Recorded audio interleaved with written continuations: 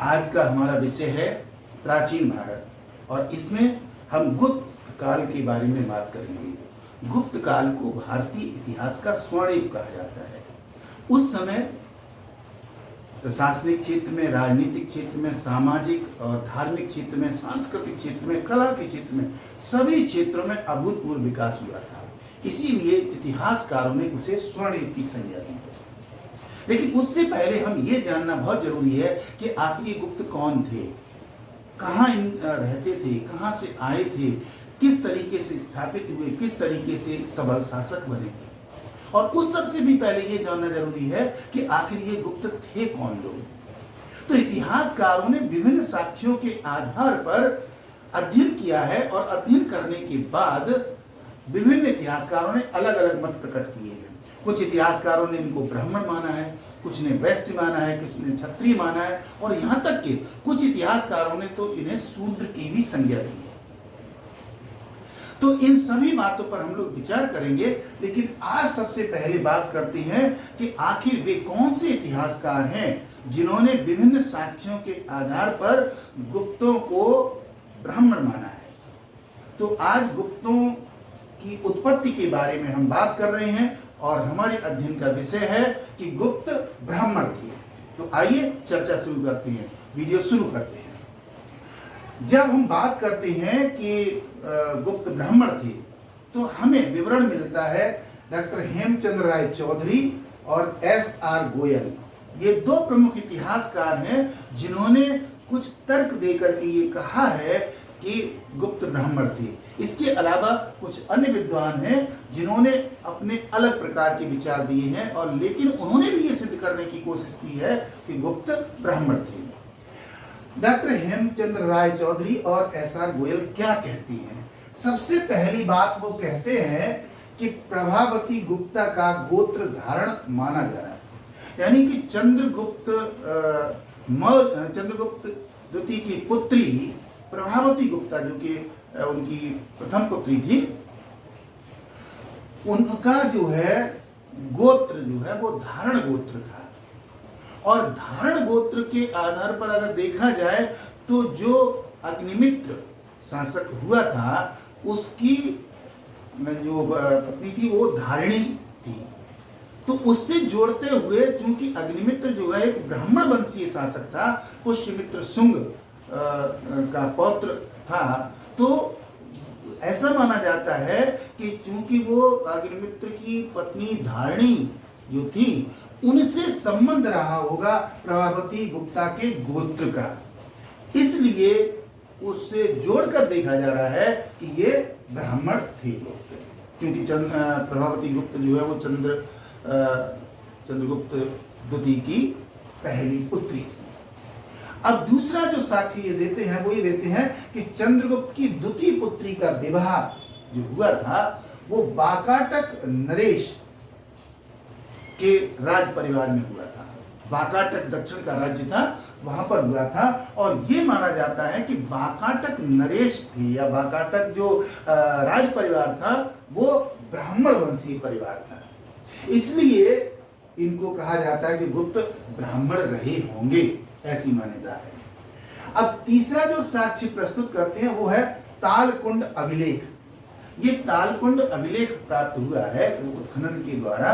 जब प्राचीन स्थानों की खोज के लिए खुदाई की गई तो वहां पर बहुत से अभिलेख मिले हैं।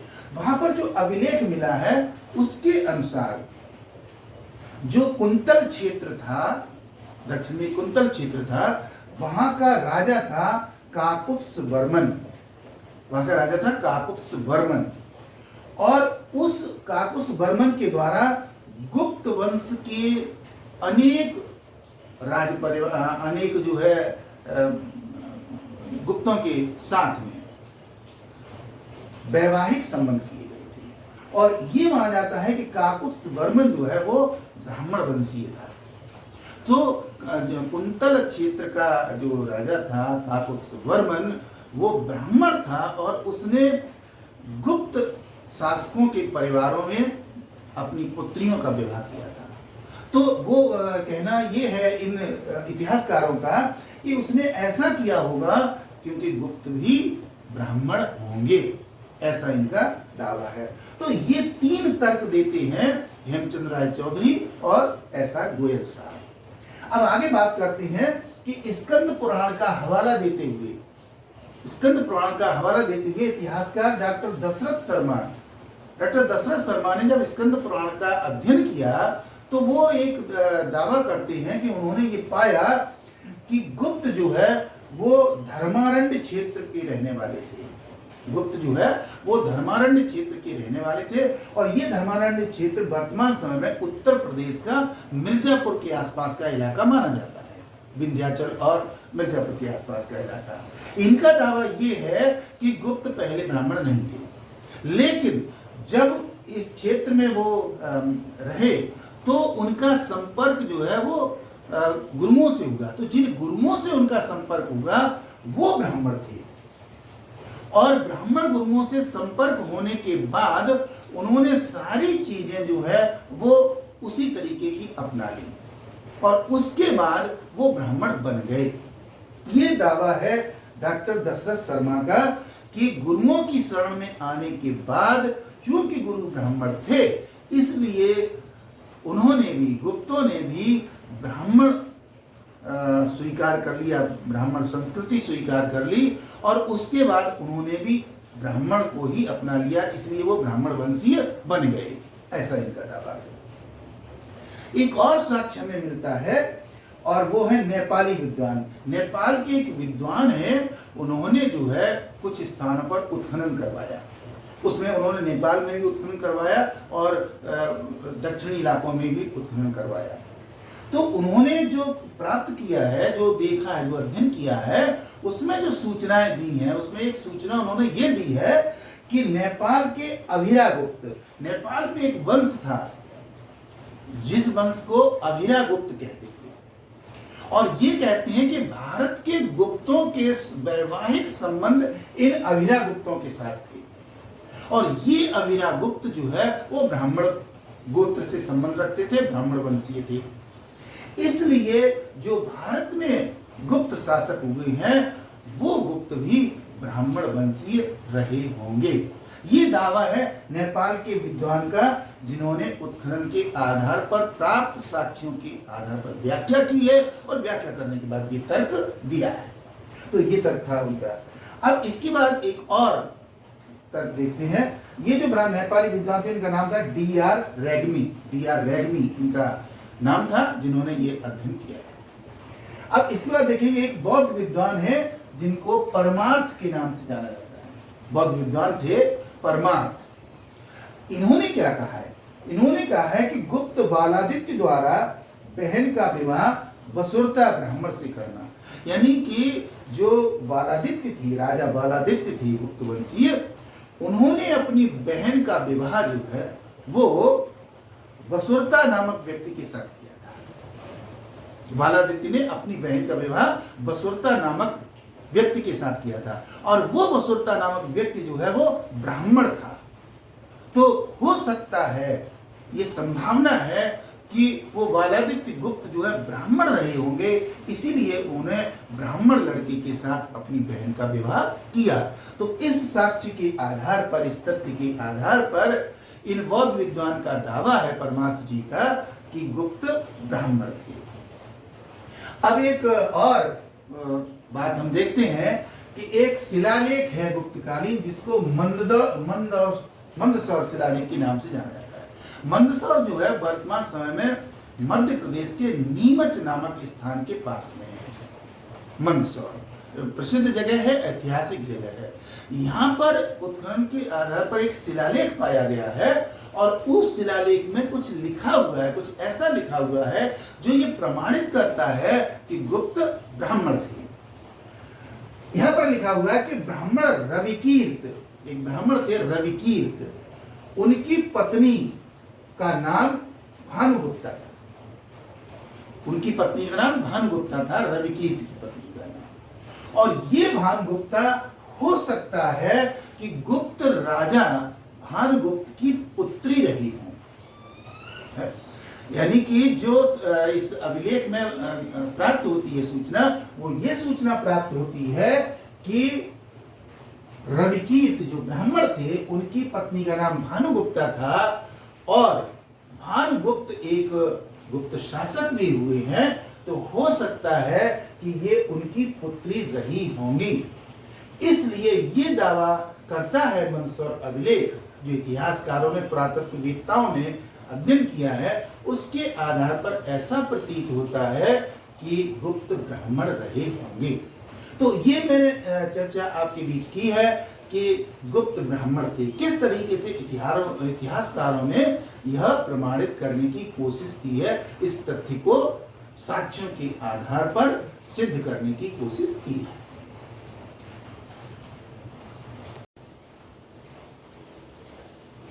अब बात करते हैं दूसरे पक्ष की। दूसरा पक्ष ये है कि कुछ इतिहासकार और पुरातत्ववेत्ता तथा विदेशी यात्री इस बात को प्रमाणित करने की कोशिश कर रहे हैं कि गुप्त जो है वो ब्राह्मण नहीं थे बल्कि क्षत्रिय थे। तो किस तरीके से इतिहासकारों ने प्रमाणित करने की कोशिश की है कि गुप्त क्षत्रिय थे? इनमें जो इतिहासकार हैं आर.सी. मजूमदार साहब, doctor Ramesh Chandra Majumdar, doctor Sudhakar Chattopadhyay, doctor Rajwali Pandey और डॉक्टर गौरी शंकर ओझा, ये खास तौर से ये कहते हैं कि गुप्त जो है वो ब्राह्मण नहीं थे बल्कि क्षत्रिय थे। तो किस तरीके से इन्होंने ये प्रमाणित करने की कोशिश की है? एक पुस्तक है जिसका नाम है आर्य मंजूश्री मूलकल्प। आर्य मंजूश्री मूलकल्प पुस्तक के अंतर्गत जो वर्णन किया गया है उसमें गुप्त सम्राटों के बारे में भी बात कही गई है, और गुप्त सम्राटों को क्षत्रिय के रूप में संबोधित किया गया है। इसलिए उस पुस्तक के आधार पर इन लोगों ने यह प्रमाणित करने की कोशिश की है, यह सिद्ध करने की कोशिश की है कि गुप्त जो है वो क्षत्रिय थे।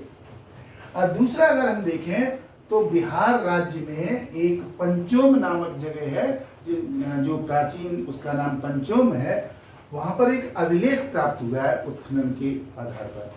जब आर्कियोलॉजिकल सर्वे ऑफ इंडिया ने उस जगह पर उत्खनन करवाया तो वहां जो अभिलेख प्राप्त हुआ है उसमें ये बताया गया है कि महाभारत काल में जो पांडु वंश था, और जिस पांडु वंश से कौरवों की उत्पत्ति हुई थी, कौरव हुए थे, उसी में ये बताया गया है कि वो इस अभिलेख के अंदर जो लिखा हुआ है उसका जब अध्ययन किया गया तो ऐसा पता लगा कि ये पांडुवंशीय थे, और खास तौर से इनको अर्जुन का वंशज माना जाता है।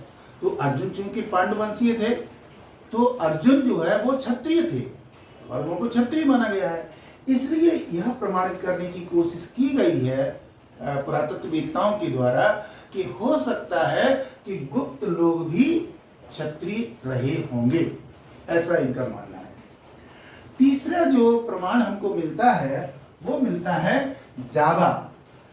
जब हम बात करते हैं प्राचीन भारत में जाते तो भारत एक विशाल भूखंड था, अखंड भारत था, और कुछ इतिहासकार तो यहाँ तक मानते हैं कि ये अखंड भारत जो है वो ईरान से लेकर के और मलेशिया, फिलीपींस तक फैला हुआ था, क्योंकि सब जगह प्रमाण मिलते हैं हिंदू संस्कृति के और प्राचीन भारतीय संस्कृति के। और माना जाता है कि कुछ इतिहासकार मानते हैं, सभी नहीं मानते हैं, कुछ मानते हैं कि इस भारत के 15 टुकड़े अलग हो गए, जिसमें Iran, Afghanistan, Nepal, Burma, Sri Lanka, Indonesia, Malaysia, Philippines और आगे तक की बात करते हैं कि सारा का सारा क्षेत्र किसी काल में पूरा भारत था, अखंड भारत था।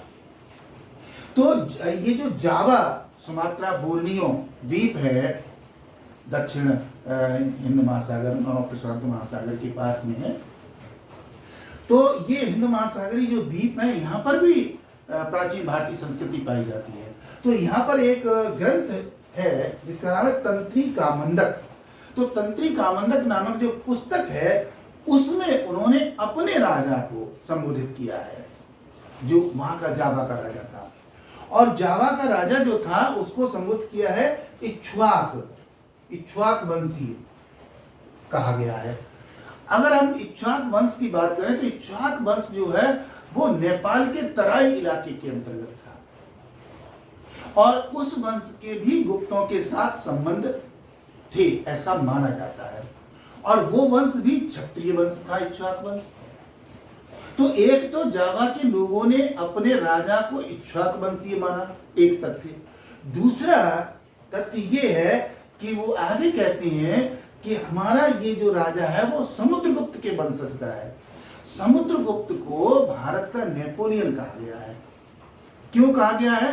क्योंकि गुप्तकालीन शासक समुद्रगुप्त ने विशाल क्षेत्र पर विजय प्राप्त करके उसको अपने राज्य में मिला लिया था, गुप्त साम्राज्य के अंतर्गत, और बहुत अच्छी तरीके से शासन चलाया था। बहुत सारी उपलब्धियां उस काल में प्राप्त हुई थी, इसलिए ऐसा माना जाता है।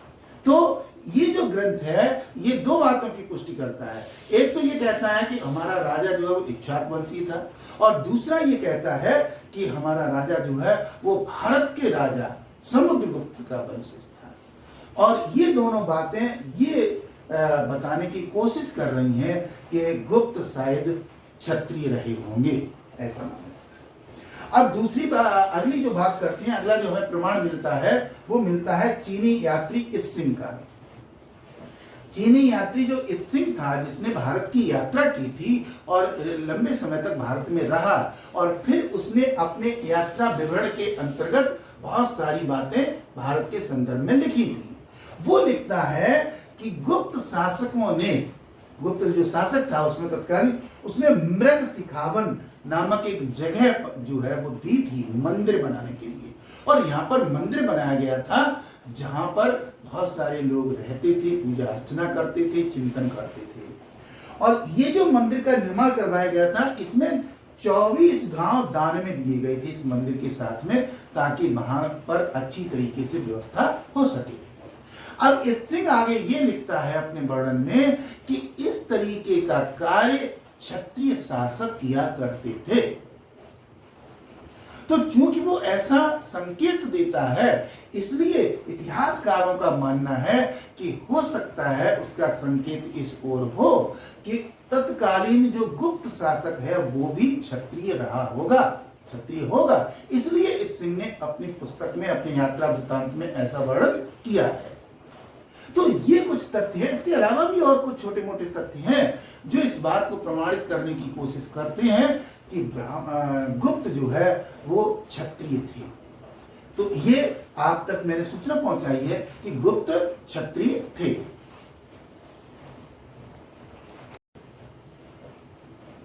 अब बात करते हैं अगले पक्ष की। अगले पक्ष के रूप में कुछ इतिहासकार जो है वो गुप्त शासकों की उत्पत्ति के संबंध में जो दावे करती हैं, उसके आधार पर इनको कुछ इतिहासकार वैश्य भी मानते हैं। और इनमें सबसे पहला नाम है डॉक्टर अनंत अल्टेकर, डॉक्टर अनंत सदाशिव अल्टेकर। और उसके बाद दूसरा नाम है एस.के. अयंगर साहब, एलन और डॉक्टर परमेश्वरीलाल गुप्त। तो ये जो इतिहासकार हैं या विद्वान हैं, इन विद्वानों ने विभिन्न तथ्यों के आधार पर यह प्रमाणित करने की कोशिश की है कि गुप्त शासक जो है वो वैश्य समुदाय से रखते थे अपना संबंध। इसमें वो बताते हैं कि विष्णु पुराण जो कि हिंदू धर्म ग्रंथ की एक महत्वपूर्ण रचना मानी जाती है, उसमें ये बताया गया है कि ये रचना जो है वो संस्कृत में लिखी हुई है। गुप्त शासकों के समय में संस्कृत भाषा का बहुत ही विकास हुआ था और अनेक विद्वानों ने रचनाएं लिखी थी। कालिदास उसमें से एक थे, जिनको कि संस्कृत का श्रोमणी कहा जाता है, माना जाता है। उन्होंने बहुत सारी पुस्तकें लिखी थी। ठीक, तो विष्णु पुराण के अंदर जो वर्णन मिलता है उसमें वैश्य के पर्याय के रूप में गुप्त शब्द का उपयोग किया गया है। यानी कि जो वर्ण व्यवस्था का वर्णन विष्णु पुराण में मिलता है, जिसके आधार पर ब्राह्मण, क्षत्रिय, वैश्य और शूद्र का जो विवेचन मिलता है, उस विवेचन में जहां पर वैश्य वर्ण का वर्णन किया जा रहा है, वहां पर कुछ स्थानों पर वैश्य शब्द के स्थान पर गुप्त शब्द का उपयोग किया गया है। तो गुप्त शब्द का उपयोग किया गया है, इसलिए ये इतिहासकार मानते हैं कि ये गुप्त शब्द उन गुप्त शासकों से और गुप्त लोगों से जुड़ा हुआ है, और वैश्य शब्द जो है वो वर्ण व्यवस्था से जुड़ा हुआ है। लिहाजा ये वैश्य और गुप्त जो है वो कोई अलग अलग नहीं थे, बल्कि ये एक ही थे। इसलिए इनका दावा है कि ये गुप्त जो है, गुप्त लोग या गुप्त शासक जो है वो वैश्य वर्ण से संबंध रखते थे, ये ऐसा माना जाता है। तो विष्णु पुराण के द्वारा इसको प्रमाणित करने की कोशिश की गई है। अगली बात अगर देखें, अगर जो विभिन्न हमारे धार्मिक ग्रंथ हैं या जो अन्य ग्रंथ हैं, उनमें जो हमारी प्राचीन सामाजिक संरचना का वर्णन मिलता है, उसमें वर्णाश्रम व्यवस्था इत्यादि मिलती है। अगर इसको देखा जाए तो इसके जो सामाजिक संरचना के आधार पर जो आर्थिक गतिविधियां होती थी, वो गतिविधियां भी सुनिश्चित थी, और बहुत कम ऐसा होता था जब उनको उल्लंघन किया जाता था, लेकिन उल्लंघन हुआ है, इसमें कोई शक नहीं है। तो उसके आधार पर जो वैश्यों का जो प्रमुख कार्य था वो था व्यापार करना। वैश्यों का जो प्रमुख कार्य था वो है व्यापार करना। अब व्यापार तो वो करते ही थे, लेकिन साथ ही अगर देखा जाए तो बहुत से ऐसे लोग थे जिन्होंने पराक्रम के आधार पर अपने वर्ण के विपरीत जाकर शासन स्थापित किया था। तो इसके आधार पर यह माना जा रहा है कि जो वैश्य थे उन्होंने भी अपने पराक्रम के आधार पर शासन स्थापित किया और वो गुप्त शासक बन गए। वास्तव में ये गुप्त जो है वो वे ही लोग थे जो व्यापार की आर्थिक गतिविधियां करते थे और वैश्य समुदाय से या वैश्य वर्ण से संबंध रखते थे। इनका दावा ये, इसके आधार पर यह भी दावा किया जाता है इतिहासकारों के आधार पर, अगर हम देखें पीछे तो शूद्र भी राजा हुए हैं, ब्राह्मण भी राजा हुए हैं। किस कारण से हुए? क्योंकि उनका निश्चित वर्ण तो अलग था, लेकिन उन्होंने पराक्रम दिखाया, साहस दिखाया, वीरता दिखाई और उसके आधार पर अपने राज्य स्थापित किए। तो ऐसा माना जाता है कि यह हो सकता है कि इन वैश्यों ने, जो गुप्त थे, इन वैश्यों ने भी अपना पराक्रम दिखाया हो, साहस दिखाया हो, वीरता दिखाई हो और उसके आधार पर साम्राज्य स्थापित किया हो सकता है। तो इसलिए इनको वैश्य माना गया। अब अगली बात करें भाषाई आधार पर।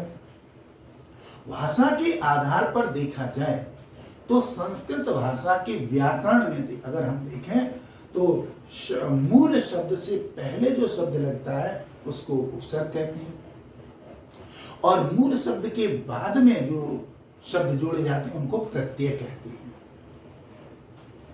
तो इनका कहना यह है कि गुप्त शासकों के जो नाम हैं उन नामों में गुप्त प्रत्यय जोड़ा गया है,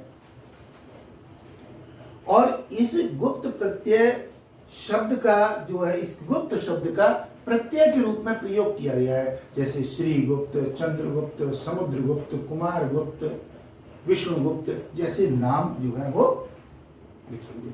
तो ये भाषाई आधार पर जब हम अध्ययन करें तो गुप्त शब्द का जो प्रत्यय के रूप में उपयोग किया गया है वो वैश्यों के द्वारा किया गया है, किसी अन्य वर्ण के लोगों के द्वारा इस शब्द विशेष का उपयोग नहीं किया गया है। तो इस आधार पर भी जो भाषा अध्ययन के विद्वान हैं वो ऐसा मानते हैं कि जो गुप्तकालीन शासक थे या जो गुप्त लोग थे प्राचीन भारत के, वो वैश्य वर्ण से संबंध रखते थे। तो उन्होंने यह सिद्ध करने की कोशिश की है कि ये वैश्य थे। तो ये तो वैश्यों के बारे में बात हुई। अब जरा आगे बात करते हैं कि कुछ इतिहासकार इनको शूद्र भी कहते हैं, और इनमें एक प्रमुख इतिहासकार हैं जो इनको शूद्र कहते हैं, वो है डॉक्टर काशी प्रसाद जायसवाल। डॉक्टर काशी प्रसाद जायसवाल ने कुछ ग्रंथों का अध्ययन किया और उनमें से एक ग्रंथ में ये पाया कि गुप्त शायद शूद्र रहे होंगे। और इस पुस्तक का नाम है शूद्र रहे होंगे। साथ ही उन्होंने ये कहा है कि ये पंजाब के निवासी थे, ये जो है करीब पंजाब के निवासी थे और ये शूद्र थे, इन्होंने ये बताने की कोशिश की है। और डॉक्टर काशी प्रसाद जायसवाल कहते हैं कि कौमुदी महोत्सव, ये कौमुदी महोत्सव एक पुस्तक है, एक संस्कृत की पुस्तक है, और इसमें वर्णन जो किया गया है उस वर्णन में इस पुस्तक का एक पात्र है, वो है चंडसेन। तो चंडसेन पात्र का जो वर्णन है वो इस पुस्तक में कारस्कर के नाम से भी इसका उद्बोधन किया गया है, उसका संबोधन किया गया है। तो ये कारस्कर जो शब्द है वो कारस्कर शब्द है कि जो समाज का वो वर्ग था जो मांस इत्यादि काटने का काम करता था, मांस जुड़ा हुआ था, और वो लोग शूद्र कहलाते थे। लिहाजा काशी प्रसाद जायसवाल साहब ने उसके आधार पर यह बताने की कोशिश की है कि शायद गुप्त भी शूद्र रहे होंगे, क्योंकि इन्होंने ही बाद में शासन स्थापित कर लिया। अच्छा, ये आगे ये बात भी कहते हैं, जब व्याख्या करते हो आगे ये भी बात कहते हैं कि उस क्षेत्र में आज भी अगर देखा जाए तो शूद्रों की संख्या ज्यादा है। आज यद्यपि उनको शूद्र नहीं कहा जाता है, आज जो है परमार्जित भाषा में वर्तमान वैधानिक व्यवस्था के आधार पर उनको अलग नाम दिया गया है, लेकिन आज भी वो कहते हैं कि उस क्षेत्र विशेष में उसी तरीके के लोग रहते हैं, और जो आज केवल शूद्र की वो गतिविधियां नहीं करते हैं, बल्कि वो आज अच्छे जो अन्य समाज की जो मिश्रित गतिविधियां हैं वो करने लगी हैं, बड़ी बड़ी पदों पर भी पहुंचने लगी हैं, अन्य कार्य भी करते हैं। तो इसके आधार पर उन्होंने बताने की कोशिश की है कि ये शायद शूद्र थे। तो गुप्तों के बारे में हमने चर्चा की है कि वो किस वर्ण के थे, ब्राह्मण थे या क्षत्रिय थे या वैश्य थे या शूद्र थे। कुल मिलाकर के जब हम ये अध्ययन करते हैं तो बहुत से इतिहासकार ये कहते हैं कि भाई चाहे वो ब्राह्मण रहे हों, शूद्र रहे हों या क्षत्रिय या वैश्य रहे हों, इससे कोई मतलब नहीं हो रहा है। हमारा मतलब एक इतिहास के उस पक्ष को जानना है कि जिसमें उन्होंने उपलब्धियां हासिल की। उसके आधार पर ये कहते हैं जो इतिहासकार हैं, वो ये कहते हैं कि चाहे वो किसी वर्ण से संबंध रखते थे गुप्त शासक, लेकिन गुप्त शासकों ने अपने साम्राज्य में चौमुखी विकास किया था। ऐसा कोई क्षेत्र नहीं था जिसमें विकास नहीं किया था। भारत को संगठित किया, मजबूत बनाया और प्राचीन गौरव की स्थापना की। तो इस तरीके से मैंने विचार किया है, आपके समक्ष ये तथ्य रखे हैं कि आखिर गुप्त कौन थे, उनकी उस पर उत्पत्ति कैसे हुई।